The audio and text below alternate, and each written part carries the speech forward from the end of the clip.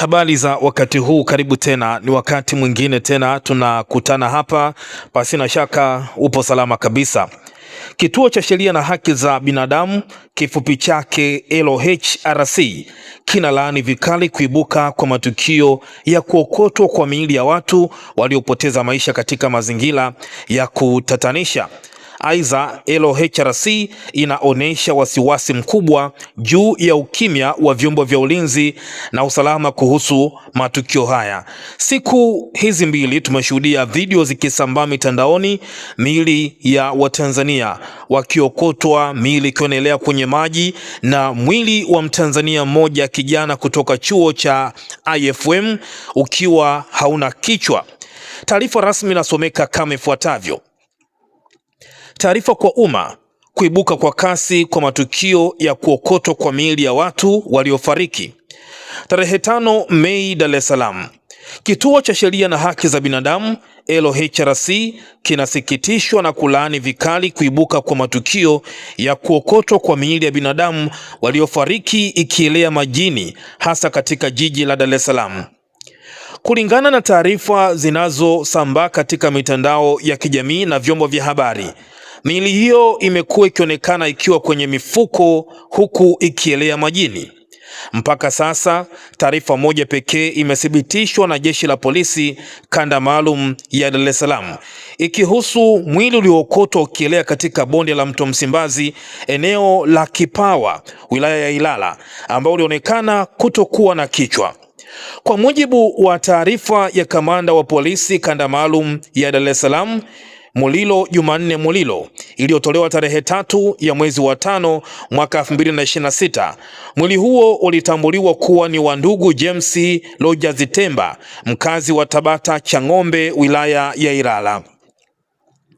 Katika hali isiyokuwa ya kawaida, ndani ya siku moja baadaye zilisambaa taarifa za kuonekana kwa mwili mwingine unaoelea katika eneo la maji linalosemekana kuwa ni daraja la Salenda jijini Dar es Salaam. Hali hii, hasa ukimya wa vyombo vya ulinzi na usalama katika matukio haya, unatishia usalama wa Watanzania, hasa kutokana na ukweli kwamba haki ya kuishi ni haki ya kikatiba kama ilivyoainishwa katika ibara ya 14 ya katiba ya 1977 na mikataba ya kikanda na kimataifa ambayo Tanzania imelizia. Kutokana na hali hii, LHRC inatoa wito ufuatao: 1. Kwa vyombo vya ulinzi na usalama kuchukua hatua za haraka na za kina na za uwazi katika kufanya uchunguzi ili kubaini ukweli wa matukio haya na kuondoa hofu kwa wananchi. 2. Kuwabaini, kuwakamata na kuwafikisha mbele ya vyombo vya sheria wote wanaohusika na vitendo hivi bila kujali nafasi au hadhi zao. 3.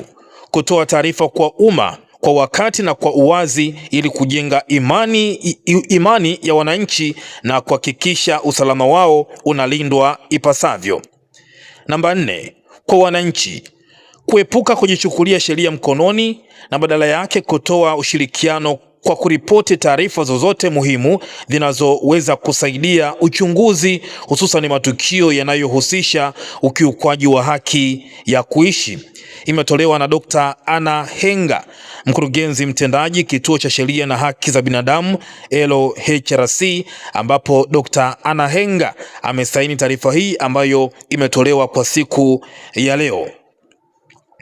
Tuachie maoni yako kama Mtanzania, lakini hii ni taarifa LHRC wakilaani vikali kuibuka kwa matukio ya kuokotwa kwa miili ya watu waliopoteza maisha katika mazingira ya kutatanisha, lakini pia kuonesha wasiwasi mkubwa juu ya ukimya wa vyombo vya ulinzi na usalama kuhusu matukio haya. Tuachie maoni yako na endelea kukaa karibu nasi kila wakati kwa taarifa mbalimbali.